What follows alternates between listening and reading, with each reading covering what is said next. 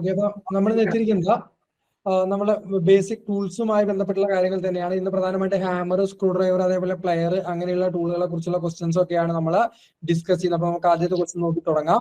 നമ്മൾ ആദ്യം ഹാമറുമായി ബന്ധപ്പെട്ടുള്ള ക്വസ്റ്റ്യൻസ് ആണ് ഡിസ്കസ് ചെയ്യുന്നത്. ഏറ്റവും സിമ്പിൾ ആയിട്ട് ഹാമറിന്റെ സ്പെസിഫിക്കേഷൻസ് അല്ലെങ്കിൽ ഹാമറുമായി ബന്ധപ്പെട്ട ടേംസ് തന്നെ പരീക്ഷയ്ക്ക് ചോദിക്കാറുണ്ട്. എല്ലാവർക്കും ഓണാക്കാൻ പറ്റുമെന്ന് വിശ്വസിക്കുന്നു. ഉത്തരം ഞാൻ പറഞ്ഞോളൂ. സിമ്പിൾ ക്വസ്റ്റ്യൻ എന്താണ്?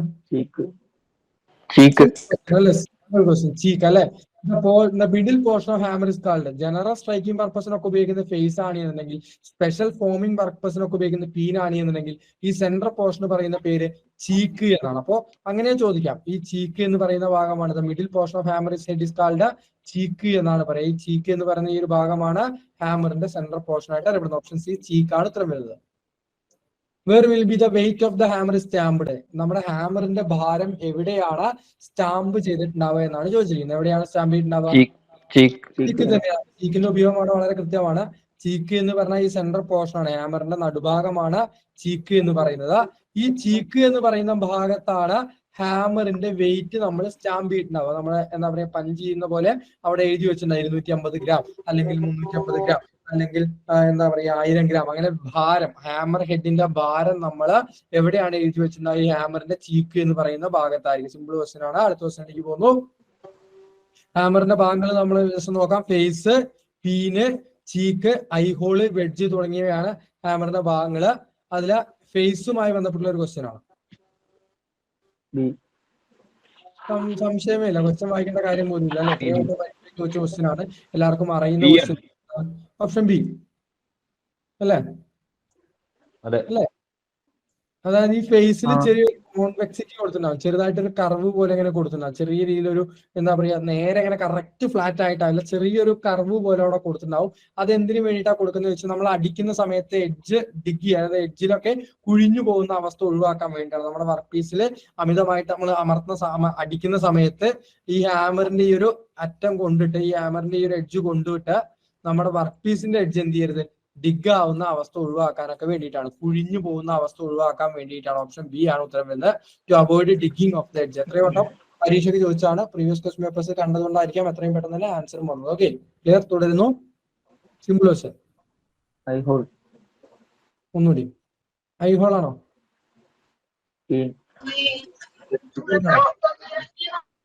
ഇപ്പൊ വെഡ്ജ് മാത്രമേ ഉള്ളൂ. വെഡ്ജ് ആണ്. വെഡ്ജ് ടൈറ്റ് ചെയ്യാന്നാ പറഞ്ഞിരിക്കുന്നത്. Hammer hand which of the following part of in a hammer used to tight handle in the hammer head. ഹാൻഡിലിനെ ടൈറ്റ് ചെയ്യുക, ഹാൻഡിൽ ഇൻസേർട്ട് ചെയ്യുന്നതാണ് ഐഹോൾ. ടൈറ്റ് ചെയ്യാൻ വേണ്ടിയിട്ട് ഇവിടെ ആപ്പ് ഇട്ട് കൊടുക്കാന്നൊക്കെ പറയും. നമ്മൾ എക്സ്ട്രാ ഒരു പീസ് ഇട്ട് കൊടുക്കും, മരത്തിന്റെ പീസ് പഠിപ്പിച്ചിട്ടുണ്ടല്ലോ, ഒരു ആണി പോലെ അല്ലെങ്കിൽ ഒരു മരത്തിന്റെ പീസ് അല്ലെങ്കിൽ ചെറിയൊരു ഇരുമ്പിന്റെ പീസ് ഇട്ട് കൊടുക്കും. ഈ ഹാൻഡിലും ഈ ഹാമർ ഹെഡും തമ്മിൽ ടൈറ്റ് ആയിട്ട് ഇരിക്കാൻ വേണ്ടിയിട്ട് ഒന്ന് ഇട്ട് കൊടുക്കാറുണ്ട്. അതിനെയാണ് നമ്മൾ എന്ത് പറയുന്നത്?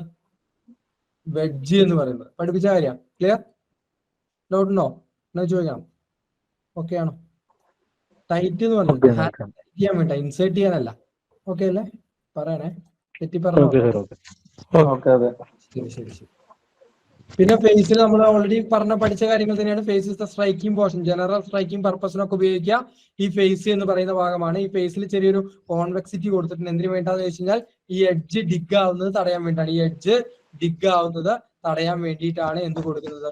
ഫേസിൽ ചെറിയൊരു കോൺവെക്സിറ്റി കൊടുത്തിട്ടില്ല. ഈ എഡ്ജ് ഡിഗ് ആവുന്ന അവസ്ഥ ഒഴിവാക്കാൻ വേണ്ടിയിട്ട് ചെറിയൊരു കോൺവെക്സിറ്റി കൊടുത്തിട്ടുണ്ട്. നമ്മൾ പറഞ്ഞു സ്പെഷ്യൽ ഫോമിംഗ് പർപ്പസുകൾക്കൊക്കെ ഉപയോഗിക്കുന്നത് ഈ പീൻ എന്ന് പറയുന്ന ഈ ഹാമറിന്റെ പിൻഭാഗമാണ്.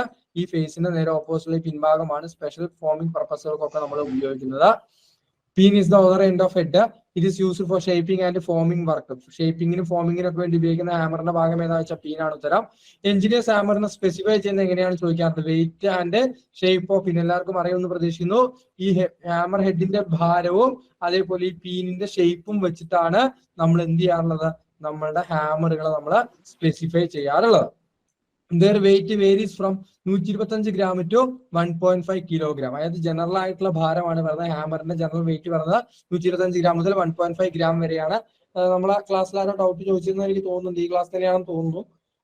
ഭാരം ഇത് തന്നെയാണ് നമ്മുടെ നിവി ബുക്കിൽ, ഞാൻ നോക്കിയ ബുക്കിൽ കണ്ടിട്ടുണ്ടായിരുന്നു. 125 ഗ്രാം ടു 1.5 കിലോഗ്രാം വരെയാണ് ഭാരം കാണുന്നത്.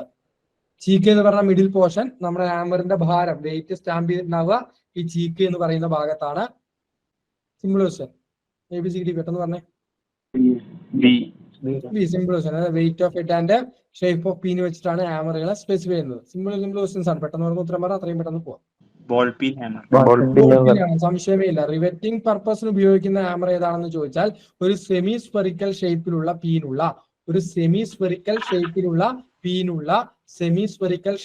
പീനുള്ള ബോൾ പീൻ ഹാമർ ആണ് റിവെറ്റിംഗ് പർപ്പസുകൾക്ക് ഉപയോഗിക്കുന്ന ഹാമർ. ബോൾ പീൻ ഹാമർ ആണ് ഉത്തരം വരുന്നത്. ക്ലിയർ?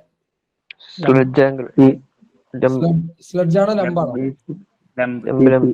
Club hammer. ഇത് കണ്ടാൽ സ്ലഡ്ജ് ഹാമർ പോലെ ഉണ്ടാവും, പക്ഷെ ഇത് ചെറിയ രൂപമാണ്, വലിയ സ്ലഡ്ജ് ഹാമർ അല്ല.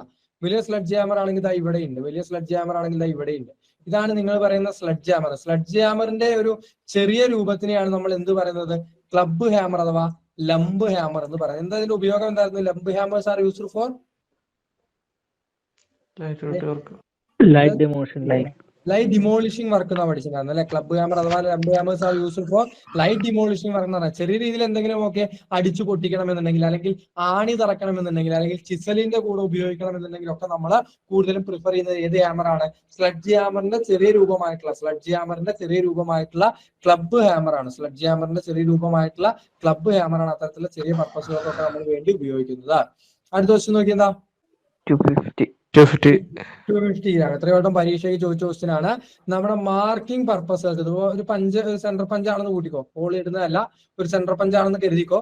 ഇന്ന് നമ്മൾ ഇങ്ങനെ മാർക്ക് ചെയ്യണമെന്നുണ്ടെങ്കിൽ ഇതിലൊരു ഹാമർ ഉപയോഗിക്കണല്ലോ. അപ്പൊ ഈ മാർക്കിംഗ് പർപ്പസുകൾക്കൊക്കെ വേണ്ടി ഉപയോഗിക്കുന്ന ഹാമറിന്റെ ഭാരം എത്രയാണെന്ന് ചോദിച്ചാൽ സിമ്പിൾ ഉത്തരം 250 gram ആണ് ഉത്തരം വരിക. എത്രയോ വട്ടം പരീക്ഷയ്ക്ക് ചോദിച്ച ക്വസ്റ്റ്യൻ ആണ്. Weight of hammer used for marking purpose എത്രയാ? 250 gram. Okay. Ball peen hammer നമ്മൾ പറഞ്ഞു, റിവെറ്റിംഗിന് ഉപയോഗിക്കുന്ന സെമി സ്പെറിക്കൽ ഷേപ്പിൽ പീനുള്ള ബോൾ പീൻ ഹാമർ. ജനറൽ ആയിട്ട് നിങ്ങൾ പഠിക്കുന്ന സമയത്ത് ആലോചിച്ച് നോക്കിയാൽ നിങ്ങൾ ഏത് വർക്ക്ഷോപ്പിൽ ചെന്നാലും, ഇപ്പൊ വെൽഡിങ്ങിന്റെ വർക്ക്ഷോപ്പിൽ ചെന്നാലും, അതേപോലെ ഷീറ്റ് മെറ്റലിന്റെ വർക്ക്ഷോപ്പിൽ ചെന്നാലും, ഫിറ്റിംഗിന്റെ വർക്ക്ഷോപ്പിൽ ചെന്നാലും ഒക്കെ അവിടെ എന്തുണ്ടാവും? ബോൾ പീൻ ഹാമർ ഉണ്ടാവും. അപ്പൊ ജനറൽ ആയിട്ടുള്ള എല്ലാ വർക്കുകൾക്കും ഉപയോഗിക്കുന്ന ഹാമറും ഏത് തന്നെയാണ്? ബോൾ പീൻ ഹാമർ തന്നെയാണ്. ബോൾ പീൻ ഹാമറിന്റെ ഫേസ് ഉപയോഗിച്ച് എല്ലാ ജനറൽ വർക്കുകളും ചെയ്യും, അതേപോലെ പീൻ ഉപയോഗിച്ചിട്ട് റിവെറ്റിംഗും ചെയ്യും. ക്ലിയർ ആണെന്ന് പ്രതീക്ഷിക്കുന്നു. ക്രോസ് പീൻ ഹാമർ എന്ന് പറഞ്ഞാൽ ഒരു ഡയറക്ഷനിൽ, അതായത് നമ്മൾ എവിടേക്കാണോ അടിക്കുന്നത് അതിന്റെ ഇപ്പൊ സാധാരണ ഒരു ഫേസ് ഉപയോഗിച്ച് അടിച്ചു കഴിഞ്ഞാൽ എല്ലാ സൈഡിലേക്കും ഒരേപോലെ മെറ്റൽ പരക്കും. എന്നാൽ അടിക്കുന്ന അടിയുടെ ഒരു ഡയറക്ഷനിൽ മാത്രമേ മെറ്റൽ സ്പ്രെഡ് ആവുന്നുള്ളൂ എന്നുണ്ടെങ്കിൽ അതിനെ ക്രോസ് പീൻ ഹാമർ എന്നും, അടിക്കുന്ന അടിയുടെ കൃത്യമായിട്ട് പറയുകയാണെങ്കിൽ എന്താ പറയുക, റൈറ്റ് ആംഗിൾ ആയിട്ടാണ് മെറ്റൽ സ്പ്രെഡ് ആവുന്നത്, അടിക്കുന്ന അടിയുടെ റൈറ്റ് ആംഗിൾ ആയിട്ടാണ് മെറ്റലൊക്കെ സ്പ്രെഡ് ആവുന്നത് എന്നുണ്ടെങ്കിൽ അതിനെ സ്ട്രൈറ്റ് പീൻ ഹാമർ എന്നും പറയുന്നു. ഇങ്ങനെ പഠിച്ചാൽ മതി. റൈറ്റ് ആംഗിൾ ആയിട്ടാണെങ്കിൽ straight, right angle straight peen, one direction ആണെങ്കിൽ ക്രോസ് പീൻ, നമ്മൾ എന്താ പറയാ, ജനറൽ ആയിട്ടുള്ള പർപ്പസുകൾക്കും അതേപോലെ തന്നെ വേണ്ടിയാണ് ജനറൽ ആയിട്ടുള്ള പർപ്പസുകൾക്കും അതേപോലെ റിവെറ്റിംഗിനും വേണ്ടി ഉപയോഗിക്കുന്നത് ബോൾ പീൻ ഹാമറുമാണ് എന്ന് മനസ്സിലാക്കാം. പറഞ്ഞ സിമ്പിൾ. ഇപ്പൊ പറഞ്ഞ കാര്യം സ്ലഡ്ജ് ഹാമർ. ഇത് നേരെ ക്വസ്റ്റ്യൻ മാറാണ്. ലൈറ്റ് ഡിമോളിഷിംഗ് ആണെങ്കിൽ എയും സിയും ഉത്തരാണ്. അതിൽ ഏതെങ്കിലും ഒന്നേ ഓപ്ഷൻ ഉണ്ടാവുള്ളൂ.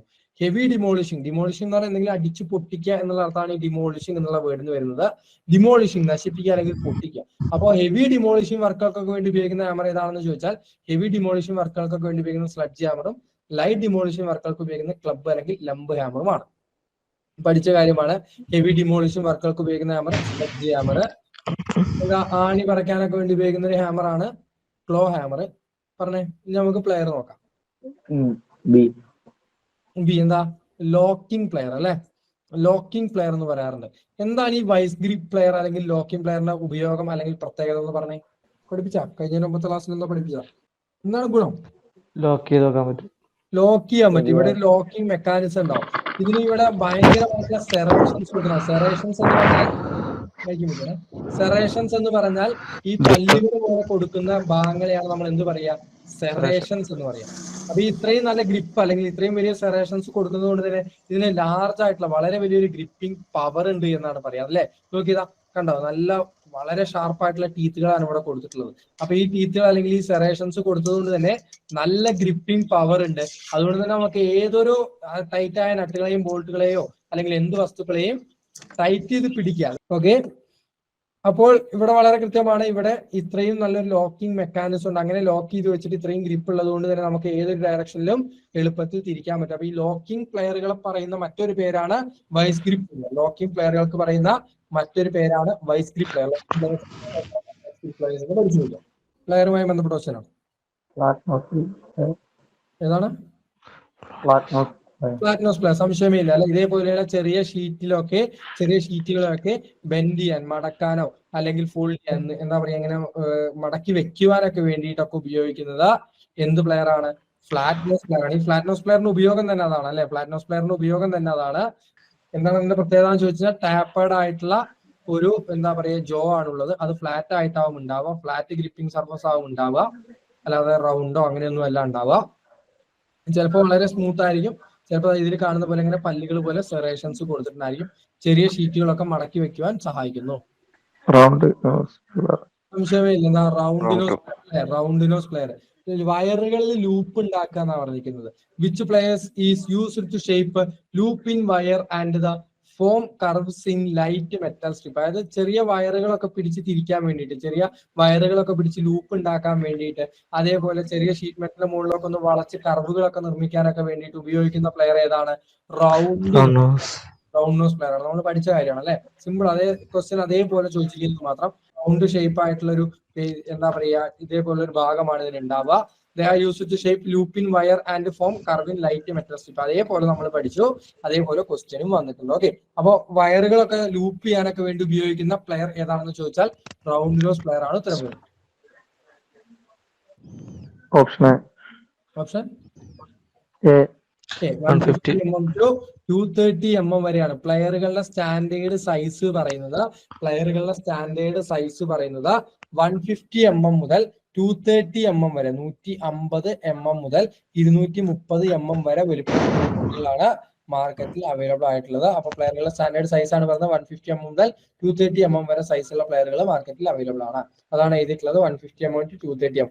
സൈസ് എന്ന് പറഞ്ഞാൽ ഓവറാൾ ലെങ്ത് ആണ് പറയുന്നത്. ഇത് മുതൽ ഇതുവരെയുള്ള ഈ ഓവറാൾ ലെങ്ത് വെച്ചിട്ടാണ് പ്ലെയറുകളെ നമ്മൾ പറയാറുള്ളത്. ഓവറാൾ ലെങ്ത് വെച്ചിട്ടാണ് പ്ലെയറുകളെ പറയാറുള്ളത്. പ്ലെയറുകൾ 150 mm മുതൽ 230 mm വരെയാണ് മാർക്കറ്റിൽ അവൈലബിൾ ആയിട്ടുള്ളത്. സ്ലിപ്പ് ജോയിന്റ് പ്ലെയർ എന്താ പ്രത്യേകത?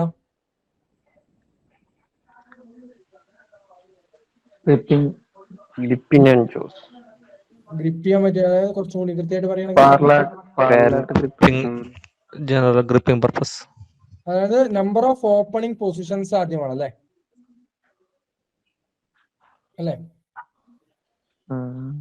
ഒരുപാട് ഇപ്പൊ അതിങ്ങനെ മാറ്റി ഇട്ടൂടെ? മറ്റുള്ള പ്ലെയറുകളെക്കാൾ കൂടുതൽ എന്ത് സാധ്യമാണ്? ജോ ഓപ്പണിംഗ് സാധ്യമാണ് ഇത്തരത്തിലുള്ള സ്ലിപ്പ് ജോയിന്റ് പ്ലെയറുകൾക്ക്. അതേപോലെ തന്നെ മറ്റൊരു പ്ലെയർ ആണ് സർക്ലിപ്പ് പ്ലെയറുകൾ. ഈ ചിത്രത്തിൽ കാണുന്ന ഉപകരണമാണ് സർക്ലിപ്പ് എന്ന് പറയുന്നത്. സർക്ലിപ്പിന്റെ ഉപയോഗം എന്തായിരുന്നു പഠിപ്പിച്ചിട്ടുണ്ട്? എന്താ അസംബ്ലി എന്ന് പറഞ്ഞാൽ എന്താ കൃത്യമായിട്ട് പറഞ്ഞ അതിനൊരു ഉപയോഗം? പ്ലെയർ അല്ല വെച്ചാൽ സർക്ലിപ്പിന്റെ ഉപയോഗിച്ച്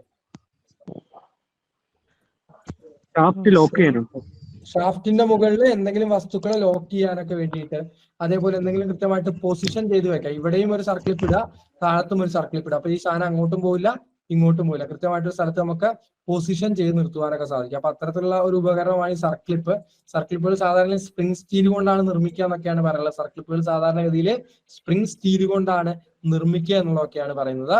ഇന്റേണൽ സർക്കിൾ പ്ലെയറുകളുണ്ട്, എക്സ്റ്റേണൽ സർക്കിൾ പ്ലെയറുകളുണ്ട്. അപ്പൊ ഇന്റേണൽ സർക്കിൾ പ്ലെയർ ആണെങ്കിൽ ഇത് സർക്ലിപ്സിന്റെ ഉപയോഗമാണ് ഇപ്പൊ ആദ്യം പറയുന്നത്. These are widely used to retain the compound known as shaft or in a bore. അതായത് എവിടെയെങ്കിലും ഒരു സാധനം ഇങ്ങനെ ഉറപ്പിച്ച് നിർത്താനൊക്കെ വേണ്ടിയിട്ട് ഉപയോഗിക്കുന്ന circlip. They are used for positioning or limiting the movement of parts in an assembly. അതായത് ഈ ഒരു സർക്ലിപ്പ് ഇവിടെ സ്ഥാപിച്ചു കഴിഞ്ഞാൽ ഈ ഗിയർ ഇതിന്റെ മുകളിൽ നിന്ന് ഊരി പോരുകയോ ഇവിടെ താഴത്തും ഒരു സർക്ലിപ്പ് സ്ഥാപിച്ചു കഴിഞ്ഞാൽ താഴത്തേക്ക് ഉരുണ്ടു പോവുകയോ ചെയ്യില്ല. കറക്റ്റ് ഒരു സ്ഥലത്ത് പൊസിഷൻ ചെയ്ത് നിർത്തും. അതേപോലെ തന്നെ ആ മൂവ്മെന്റ് റെസ്ട്രിക്ട് ചെയ്യാൻ, മൂവ്മെന്റ് ലിമിറ്റ് ചെയ്യാനും ആരെ കൊണ്ട് സാധിക്കും? സർക്ലിപ്പുകളെ കൊണ്ട് സാധിക്കും. ഇന്റേണൽ സർക്കിൾ പ്ലെയറുകളാണെങ്കിൽ it is used to fit and remove the internal circlip in the groove or of the bore എന്ന് പറയുന്നത്. അതായത് ഒരു കുഴിയുടെ അകത്തേക്ക് സർക്ലിപ്പിനെ ഇടണം എന്നുണ്ടെങ്കിൽ ഈ സർക്ലിപ്പ് എന്ത് ചെയ്യണം? ഒന്ന് ചുരുക്കണം അല്ലെ, ആലോചിക്കാം അല്ലെ, അങ്ങനല്ലേ വേണ്ടേ? ഒരു കുഴിയുടെ അകത്തേക്ക് സർക്ലിപ്പിനെ ഇടണമെന്നുണ്ടെങ്കിൽ ഒന്ന് ചുരുക്കിയിട്ട് ഇടാൻ പറ്റുള്ളൂ അല്ലെ. ഉപയോഗിച്ചവർക്കറിയാം, ഒരു ക്ലിപ്പാണ്. ആ ക്ലിപ്പ് ഇങ്ങനെ അമർത്തിയിട്ട് അതിനകത്തേക്ക് നമുക്ക് ഇടാൻ സാധിക്കുകയുള്ളൂ. Internal circle player. അപ്പൊ എന്തിനു വേണ്ടിയിട്ടാണ്? ഒരു ബോറിന്റെ അകത്തേക്ക്, ഒരു കുഴിയുടെ അകത്തേക്ക് ഒരു സർക്ലിപ്പ് ഇൻസേർട്ട് ചെയ്യണമെങ്കിൽ, ഒരു കുഴിയുടെ അകത്തേക്ക് ഒരു സർക്ലിപ്പ് ഇൻസേർട്ട് ചെയ്യണമെങ്കിൽ അവിടെ ഇന്റേണൽ സർക്കിൾ പ്ലെയറുകളാണ് ഉപയോഗിക്കുക. ഒന്ന് വായിച്ചു നോക്കി, ഇതിന് ഉത്തരം എന്താണ്? External circle player. എന്താണ് എക്സ്റ്റേണൽ സർക്കിൾ പ്ലെയറിന്റെ പ്രത്യേകത? എക്സ്റ്റേണൽ സർക്കിൾ പ്ലെയർ ആണ് ഉത്തരം. ബോർ, ഇതേ ക്വസ്റ്റ്യൻ മാറ്റിയിട്ട് ഒരു ബോർ, ഒരു കുഴിയുടെ അകത്തേക്ക് സർക്കിൾ പിന്നെ ഇൻസേർട്ട് ചെയ്യണം എന്നുണ്ടെങ്കിൽ, ഒരു കുഴിയുടെ അകത്തേക്ക്, ഒരു ബോറിനകത്തേക്ക് ഒരു സർക്കിൾ പിന്നെ ഇൻസേർട്ട് ചെയ്യണം എന്നുണ്ടെങ്കിൽ അവിടെ എന്തായിരുന്നു? ഇന്റേണൽ സർക്കിൾ പ്ലെയർ ആയിരുന്നു. എന്നാൽ ഒരു എന്താ പറയാ, പുറമെ ഒരു ഷാഫ്റ്റിന്റെ മുകളിലേക്ക് ഒരു സർക്കിൾ പിന്നെ ഇൻസേർട്ട് ചെയ്യണമെങ്കിൽ അവിടെ എക്സ്റ്റേണൽ സർക്കിൾ പ്ലെയർ ആണ് ഉപയോഗിക്കുക. അത് അങ്ങനെ രണ്ട് രീതിയിൽ ചോദിക്കാം, ഒന്നുകിൽ എക്സ്റ്റേണൽ അല്ലെങ്കിൽ ഇന്റേണൽ ആയിട്ടാവും വരിക. ഒരു ഷാഫ്റ്റിന്റെ മുകളിലേക്ക് സർക്കിൾ പിന്നെ ഇൻസേർട്ട് ചെയ്യാനും ഷാഫ്റ്റിന്റെ മുകളിൽ നിന്ന് സർക്കിൾ പിന്നെ റിമൂവ് ചെയ്യാനും എക്സ്റ്റേണൽ സർക്കിൾ പ്ലെയറും, ഒരു ബോർ, ഒരു കുഴിയുടെ അകത്തേക്ക് സർക്കിൾ പിന്നെ ഇൻസേർട്ട് ചെയ്യാനും ഒരു കുഴിയുടെ മുകളിൽ നിന്ന് സർക്കിൾ പിന്നെ റിമൂവ് ചെയ്യാനും ഇന്റേണൽ സർക്കിൾ പ്ലെയറുമാണ് ഉപയോഗിക്കുന്നത്. റെഡി? ഓക്കെ ആണോ? ഹാമർ, പ്ലെയർ, അതിനൊക്കെ എന്ത് ക്വസ്റ്റ്യൻ ചോദിച്ചാൽ നിങ്ങൾ എഴുതില്ലേ? സിമ്പിൾ ആണ്, നിങ്ങൾ പ്രിപ്പയർ ചെയ്ത് വന്നതുകൊണ്ടാണ്, കാര്യം പഠിച്ചു വന്നുകൊണ്ടായിരിക്കും തോന്നുന്നു. സിമ്പിൾ ആയിട്ട് ഉത്തരം പറയാൻ കഴിയുന്നുണ്ട്. ഓക്കെ അല്ലേ? ഓക്കെ.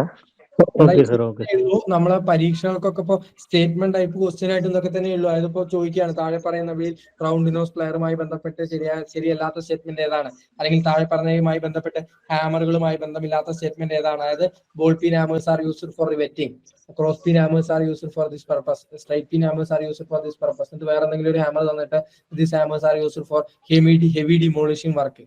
അപ്പൊ അതായിരിക്കും തെറ്റായ സ്റ്റേറ്റ്മെന്റ്. അപ്പൊ നമ്മൾ പഠിക്കുമ്പോ എന്താ പറയാ, എല്ലാ കാര്യങ്ങളും ആധികാരികമായിട്ട് അങ്ങനെ അങ്ങോട്ട് പഠിച്ചു പോവാം. ജസ്റ്റ് ഒരു ഉത്തരം പഠിക്കാൻ, ക്വസ്റ്റ്യൻ പഠിക്കാനുള്ളതിനുപരി എല്ലാ കാര്യങ്ങളും ആധികാരികമായിട്ട് അങ്ങോട്ട് പഠിച്ചു പോയി കഴിഞ്ഞാൽ ഏത് രീതിയിൽ ക്വസ്റ്റ്യൻ വന്നാലും നമുക്കത് എഴുതാൻ പറ്റും. ഇതിനുള്ള വലിയൊരു മെച്ചം എന്താണെന്ന് വെച്ച് കഴിഞ്ഞാൽ, ബേസിക് ടൂൾസും വർക്ക്ഷോപ്പ് സേഫ്റ്റിയും പഠിച്ചു കഴിഞ്ഞാൽ തന്നെ ഒരുവിധപ്പെട്ട എല്ലാ ജൂനിയർ ഇൻസ്ട്രക്ടർ മെക്കാനിക്കൽ പരീക്ഷകളിലും ഒരു 20 മാർക്കോളം നിങ്ങൾക്ക് സുലഭമായിട്ട് നേടാൻ പറ്റും.